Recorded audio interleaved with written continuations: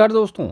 CTET परीक्षाओं में CDP से जो प्रश्न पूछे जाते हैं उसका लेवल थोड़ा-सा ऐसा है जैसे कि आपको कन्फ्यूज़न होगी चीज़ों को समझने में कि इनके ऑप्शंस क्या-क्या हो सकते हैं। तो उन क्वेश्चंस को आप पढ़ना सीखेंगे और उनके ऑप्शंस को कैसे आप लोग टैकल करने वाले हैं उन सभी चीज़ों के बारे में सीखेंगे।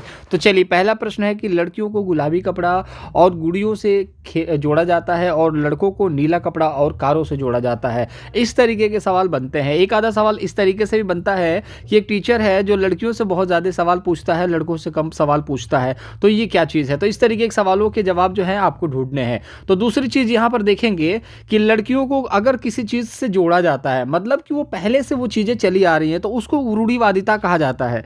लेकिन अगर एक टीचर है जो सिर्फ़ लड़कों से सवाल पूछता है या लड़कियों से सवाल पूछता है, तो याद रखिएगा वो पक्षपात कर रहा है। तो ये दोनों तरीके के सवाल बनते हैं। लेकिन ये जो सवाल बनता है गुलाबी कपड़ा गुड़ियों से जोड़ा जाता है, नीला कपड़ा और कारों से जोड़ा जाता है, ये रूढ़िवादिता है। एक सवाल और देखने को मिलता है कि यहाँ पर लड़कियों की मैथ कमज़ोर होती है, लड़कों का मैथ अच्छा होता है, ये क्या चीज़ है? तो ये जेंडर रूढ़िवादिता है।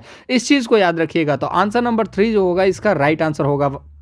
चलिए वाइगोत्स्की से सवाल बहुत अच्छे खासे बनते हैं। तो वाइगोत्स्की के सिद्धांत के अनुसार निजी संवाद क्या है? वाइगोत्स्की कहते हैं जो बच्चा खुद से बात करता है वो क्या चीज़ है? देखिए एफर्ट लगता है सीडीपी के क्वेश्चंस को कलेक्ट करने में, वो क्वेश्चंस जो बहुत इंपॉर्टेंट है, बार बार रिपीटेड हैं। तो चैनल को सब्सक्राइब जरूर कर लीजिएगा ताकि आने वाली वीडियोज़ का नोटिफिकेशन भी आपको मिलता रहे, जो इंपॉर्टेंट कंटेंट है वो आपको मिलता रहे। क्योंकि अब आपको पता है अपडेट रहना बहुत इंपॉर्टेंट है, क्योंकि कुछ क्वेश्चन जो ऐसे हैं जो नए बन रहे हैं, नए तरीके से बन रहे हैं, उन क्वेश्चंस को भी देखना जरूरी है। तो वाइगोत्स्की जो बोलते हैं कि निजी संवाद मतलब कि जो बच्चा खुद से बात करता है उसका क्या मतलब है? तो वो आत्म केंद्रितता का घोतक है? ऐसा नहीं है दोस्त।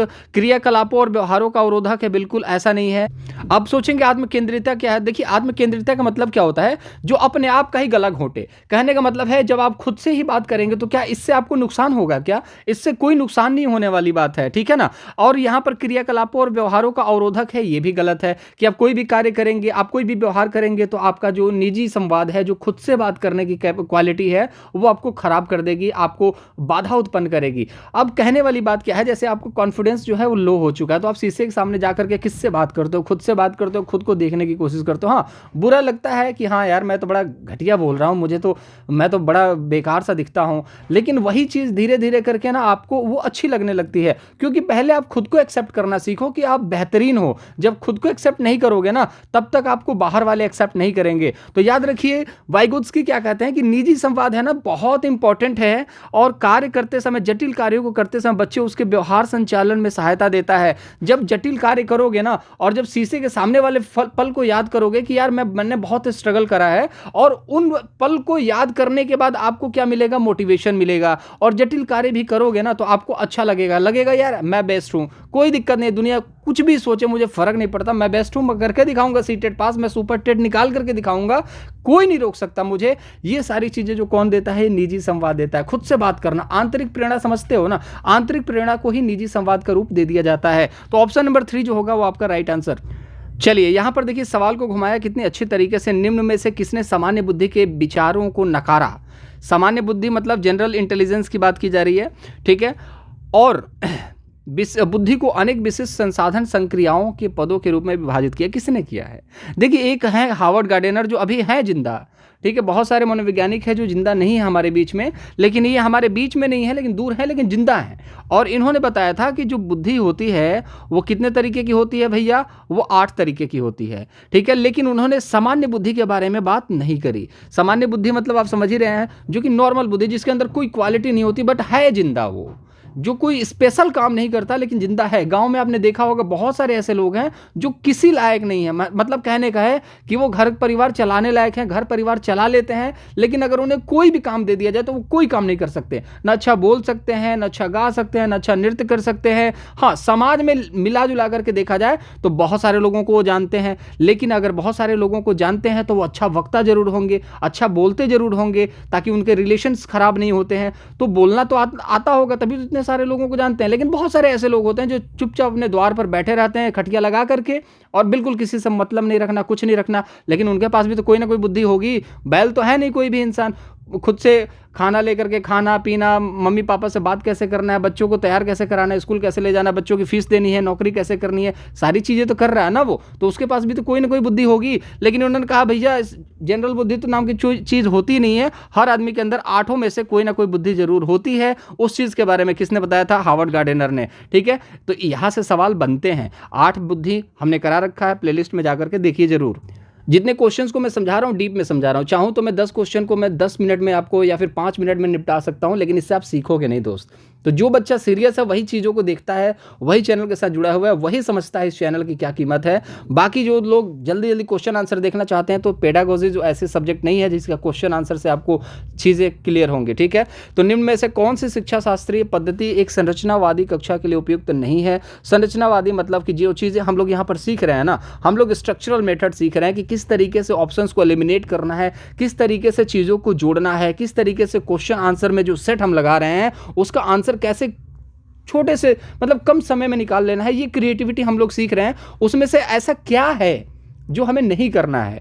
ठीक है, तो इसमें से गलत निकाल देंगे, नहीं हो जाएगा। तो देखिए, बहुआयामी परिप्रेक्ष्यों का प्रोत्साहन करना बिल्कुल फैक्ट है, प्रोत्साहन करना इंपॉर्टेंट है। मैंने अगर आपका एप्रिसिएशन दिया, आपको प्रोत्साहित करा, तो आप कहोगे कि यार वाकई में सर पढ़ा तो अच्छा रहे हो, ठीक है, कंटेंट भी अच्छे हैं, सीटें निकाल सकता हूं सर, कोई दिक्कत नहीं है। सामूहिक सहयोगिता, सभी लोग शेयर कर रहे हैं, लाइक कर रहे हैं, कमेंट बॉक्स में कमेंट करते हैं, सब्सक्राइब कर लेते हैं, बहुत सारे बच्चे आते हैं, बहुत सारे बच्चे देखते हैं एक साथ वीडियो को, अच्छा लगता है, मोटिवेशन आता है कि बहुत सारे बच्चे सीख रहे हैं, और सिखाना चाहिए, और अच्छे अच्छे कंटेंट लाना चाहिए, और अच्छे कंटेंट देना चाहिए ताकि बच्चे सीखें। अब कोई देखेगा नहीं तो क्या मैं वीडियो बना सकता हूं? क्या वीडियो बिल्कुल नहीं बनेगा, क्योंकि कोई देख ही नहीं रहा है। तो सामूहिकता इंपॉर्टेंट है, आप भी हो, हम भी हैं, बहुत सारे लोग मिलकर के जो कार्य करते हैं उसमें क्रिएटिविटी होती है। सहयोगिता इंपॉर्टेंट है। वेदन और दोहराव, एक ही क्वेश्चन को मैं 10 दिन तक लगातार लेकर के आऊं, और जो आज मैंने क्वेश्चंस कराए हैं, कल भी यही क्वेश्चन कराऊं, परसों भी यही क्वेश्चन कराऊं, नरसों तरसों परसों, हर साल बरसों बरसों तक यही क्वेश्चन कराऊं, तो आप क्या इंटरेस्ट लेंगे?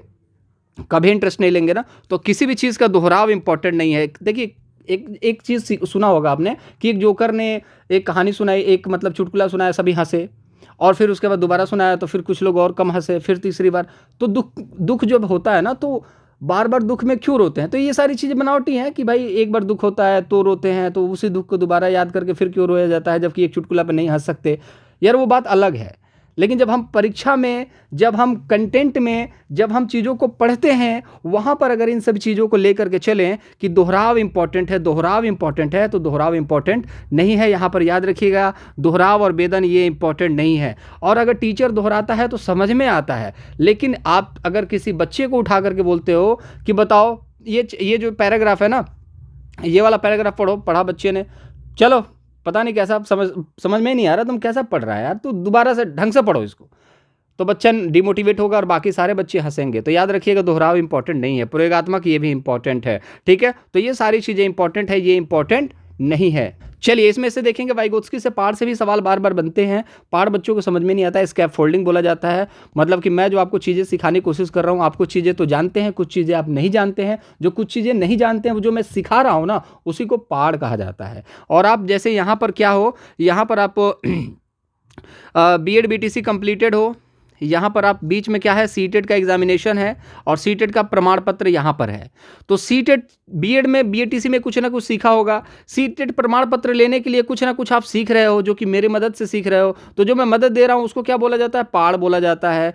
और ये जो बीच का प्रोसेस है, BEd BTC कंप्लीट के बाद सीटेट का सर्टिफिकेट के बीच में जो प्रोसेस है, जिसमें कुछ चीज़ें आप जानते हो, कुछ चीज़ें मदद ले रहे हो, इन प्रोसेस के बीच को ही हम लोग क्या कहते हैं? ZPD कहते हैं, याद रखिएगा। तो प्रोसेस जो है बीच का, उसको क्या कहते हैं? ZPD, zone of proximal development, समीपस्थ विकास का क्षेत्र। मतलब कि आप विकास के पास एकदम समीप हैं, लेकिन थोड़ी सी पाठ की आपको आवश्यकता है। तो अब यहां पर देखेंगे, अध्यापक द्वारा पाठ का उदाहरण नहीं है, मतलब कि यहां पर 4 देखेंगे, जो इसमें सही है सही है, जो गलत है उसको गलत कर देंगे। तो अनुकरण करना पाठ का उदाहरण है, रटना नहीं है, इशारे करना सही है, सहपाठी संग साझा करना ये भी इंपॉर्टेंट है। तो देखिए, अनुकरण करना किसी चीज को देख करके, जैसे सलमान खान ने तेरे नाम रखा तो सभी बच्चों ने तेरे नाम का अपना बाल करवा लिया, तो ये क्या था? पाठ था। उन्होंने एक अलग दिशा में मोड़ दिया बालों को, और सभी बच्चों ने ऐसा कर लिया। मतलब अनुकरण करके भी बच्चे सीखते हैं। ठीक है, तो उन्होंने एक अनुकरण दे दिया। इशारे करके भी सीखना, ठीक है, इशारे कर देना, जैसे टीचर ने बोला कि चलो ठीक है उठो और बाहर ले जाओ, बाहर चले जाओ, ठीक है, या फिर सर मैं कमिंग, टीचर ने ये नहीं बोला कि हाँ आ जाओ, टीचर ने बस उंगली कर दिया कि हाँ ठीक है चलो क्लास में बैठ जाओ, मतलब ऐसे ही इशारों में कि चलो बैठ जाओ। तो इशारे देना भी पाठ का ही एक रूप है। सहपाठी संग साझा शिक्षण, सहपाठियों के साथ साथ साथ में शिक्षण करना, तुम उसको कुछ सिखा दो वो तुम्हें कुछ सिखा दे, तुम्हारी इंग्लिश अच्छी है तो उसको सिखा दो, उसकी हिंदी अच्छी है तो तुम्हें सिखा दे, ये भी एक पाठ का उदाहरण है। इस तरीके से प्रश्न बनते हैं। चलिए एक और प्रश्न देखते हैं दोस्त यहाँ पर कि रश्मि अपनी कक्षा में विद्यार्थियों के सीखने की क्षमता को ध्यान में रखकर विभिन्न प्रकार के कार्यकलापों का उपयोग करती है और सहपाठियों द्वारा अधिगम को बढ़ावा देने के लिए समूह भी बनाती है। निम्नलिखित में से कौन सा इसका समर्थन करता है? अब यहाँ पर देखिए मैंने क्या बोला आपको, क्वेश्चंस ऐसे हैं जो घुमा देंगे और बार बार इसी तरीके के प्रश्न बनते हैं और बच्चे जो है मजाक में ले लेते हैं कि यार ठीक है हमने इन सर से पढ़ाई करी है ना, इन सर का नोट्स ही लेना हमारा निकल जाएगा। अच्छी बात है, सीटेट है निकल जाएगा, लेकिन सीटेट के बाद जो चीज़ें बनती है ना, जैसे केवीएस में 60 नंबर का पेडागोजी आता है, हालत खराब हो जाएगी, इतने अच्छे लेवल के क्वेश्चंस पूछे जाते हैं। तो आज से बेस अगर बनेगा ना आपका चीज़ों को समझने का, तो आप काम आसान हो जाएगा, तुक्का मारने से काम नहीं चलेगा। तो चीज़ों को समझिए, कनेक्ट कीजिए ऑप्शंस को। अब यहाँ पर देखिए सहपाठियों द्वारा अधिगम, अभी मैंने क्वेश्चन किस तरीके से डिजाइन किया है, पहले वो क्वेश्चन फिर ये क्वेश्चन। अब चीज़ें देखो कैसे सीखोगे। सहपाठियों द्वारा अधिगम, सहपाठियों द्वारा अधिगम कैसे होता है, मतलब कि एक तरीके से देखा जाए तो सामाजिक बात हो गई, जैसे मैं और आप मिलकर के क्या बना लिया, समाज बना लिया और दोनों सीख रहे हैं। तो मतलब किस चीज़ का खेल हो रहा है, ये समाज का खेल हो रहा है। तो जब हमारे बीच में समाज का खेल हो रहा है तो समाज के बारे में किसने बात करी थी, वाइगोत्स्की ने, और वाइगोत्स्की ने क्या बात करी थी, सामाजिक सांस्कृतिक। अब यहाँ पर देखेंगे कहीं मनोयौनिक से तो कोई कनेक्शन है ही नहीं, वाइगोत्स्की सामाजिक बिल्कुल ठीक है। लॉरेंस कोहलबर्ग नैतिकता, सहपाठियों द्वारा अधिगम जो है नैतिकता को बढ़ावा देता है क्या, नैतिकता से कहीं कनेक्शन दिखता है क्या, बिल्कुल नहीं दिखता है दोस्त। याद रखना, स्किनर के व्यवहारवादी, हम आप सीख रहे हैं, सिखाने की कोशिश कर रहे हैं, सीखने की कोशिश कर रहे हैं, इसमें व्यवहार का आदान प्रदान कहीं भी देखा आपको, दिखा कि मेरा व्यवहार किस तरीके से है, बिल्कुल भी नहीं दिखा। बस ये दिखा कि मैं किस तरीके से टीच कर रहा हूँ, मैं किस तरीके से पढ़ा रहा हूँ, क्या चीज़ें आपको समझ में आ रही हैं कि नहीं आ रही हैं। यही सारी चीज़ें जो है ना इंपॉर्टेंट है और इसी तरीके से क्वेश्चन के एक क्लू को पकड़ना होता है। जैसे बोलते हैं ना, फिल्में आप जब देखोगे तो आपको सिर्फ एक क्लू मिलेगा, एक बाल भी मिल जाएगा ना तो बाका कर दिया जाता है। याद रखिएगा, एक बाल भी मिल जाता है ना तो याद रखिएगा केस सॉल्व हो जाता है। तो इसी में से बाल की खाल निकालनी है, बाल निकल गया तो फिर इसके ऑप्शन से आपके 1 नंबर लूटने के रास्ते भी निकल जाएंगे। एक अलग प्रश्न है, पियाजे के अनुसार कौन सा संप्रत्यय सूचना को जो संगठित और प्रतिपादित करता है। संप्रत्यय मतलब कि कॉन्सेप्ट की बात की जा रही है, जैसे कि आपने मुझसे पढ़ा और चीज़ें आपने सीखी और जो चीज़ें आपने सीख ली दिमाग में चला गया उसको क्या कहा जाता है, तो याद रखिएगा उसको स्कीमा कहा जाता है। ठीक है, तो याद रखिएगा उसको क्या कहा जाता है, स्कीमा। जो भी चीज़ें आपके दिमाग में फिट हो गई उसको स्कीमा कहा जाता है। इससे बाहर कुछ भी जानने की जरूरत नहीं है, स्कीमा। ठीक है, बहुत सारे लोग इस पर 1-1 घंटे का वीडियो बनाते हैं यार, बस सिंपल सी बात है, जो आपके दिमाग में फिट हो गई वो स्कीमा है। मतलब आपका एक कमरा है, ठीक है, आपके घर में एक कमरा है, एक कमरे में आपने गोदरेज की अलमारी लगा दी, ठीक है, वो क्या हो गया, गोदरेज की अलमारी एक स्कीमा हो गई। बेड लगा दिया, क्या हो गया, स्कीमा हो गया। ठीक है, तो ये सारी जो चीज़ें हैं वो स्कीमा है। अब कुछ और इंपॉर्टेंट टर्म्स आ जाते हैं जिसको सीखना है अगले क्वेश्चन के माध्यम से। चलिए देख लेते हैं। बाकी अगर वीडियो को अभी तक लाइक नहीं करा तो लाइक करने में कंजूसी मत कीजिए। वीडियो अच्छा लग रहा होगा तो चैनल को सब्सक्राइब कीजिएगा ताकि अपडेटेड कंटेंट ग्रेट अप्रोच के साथ आपको मिल सके। अब देखिए, स्कीमा तो आपको हो गया, लेकिन यहां पर आप देखेंगे जीन पियाजे के सिद्धांत में वर्तमान स्कीमा द्वारा परिवेश को समझ पाने की असमर्थता कारण नए स्कीमा की रचना क्या कही जाती है। अब देखिए, 2 चीजें होती हैं दोस्त, एक होता है स्कीमा, तो आपने देख लिया। अब जैसे स्कीमा मैंने क्या बताया, कमरा है जिसमें आपने एक अलमारी लगा दी, ये अलमारी जो है स्कीमा है, लेकिन जो अलमारी है ना वो खराब हो गई। ठीक है, ये अलमारी जो है वो खराब हो गई। तो जब ये अलमारी जो है ये खराब हो गई ना, तो अब हम एक नई अलमारी लेकर के आ रहे हैं। तो जो नई अलमारी लेकर के आ रहे हैं इसको क्या कहेंगे, तो इसको बोलते हैं दोस्त समायोजन। जब पुरानी चीज खराब हो जाए और नई चीज लेकर के आई जाए तो उसको बोला जाता है समायोजन। दूसरी चीज, एक और शर्त बनती है यहां पर कि जो नई चीजें, जो पुरानी चीज है वो खराब हो गई और इसी को हम बनवा भी लेते हैं ना, तो उसको भी बोला जाता है समायोजन। तो पुरानी चीज में अगर हम संशोधन करते हैं तो वो बन जाता है समायोजन। अब पुरानी चीज को हम छोड़ देते हैं, नई चीज उसकी जगह पर लेकर के आते हैं तो वो बन जाता है आपका समायोजन। लेकिन पुरानी चीज है, एक नई चीज लेकर के आ गए, जैसे एक बीबी है एक और शादी कर ली, ये क्या हो गया, आत्मसातकरण। मेरे हिसाब से एक तरीका है समझाने का, इसको अदरवाइज मत लीजिएगा, बहुत इजी वे में, कि एक बीबी है एक और लेकर के चले आए, वो हो गया आत्मसातकरण। कहने का मतलब है कि आपके पास पहले से है लेकिन आप एक और ऐड कर लिए तो वो क्या हो जाता है, आत्मसातीकरण। लेकिन एक ही है, सुधर नहीं रही है, उसको सुधार देना, ये क्या हो गया समायोजन। या तो फिर एक कहीं ना कहीं उसको हटा करके तलाक ले लिया, फिर दूसरी शादी कर ली, नया लेकर के आ गए, उसको बोला जाता है समायोजन। ठीक है, समझ में आ रहा है, चीजें समझ में आई। जो चीज है उसके अंदर संशोधन करना, मतलब उसी में जोड़ना चीजों को, उसी में चीजों को जोड़ना, उसको बोला जाता है आत्मसातकरण।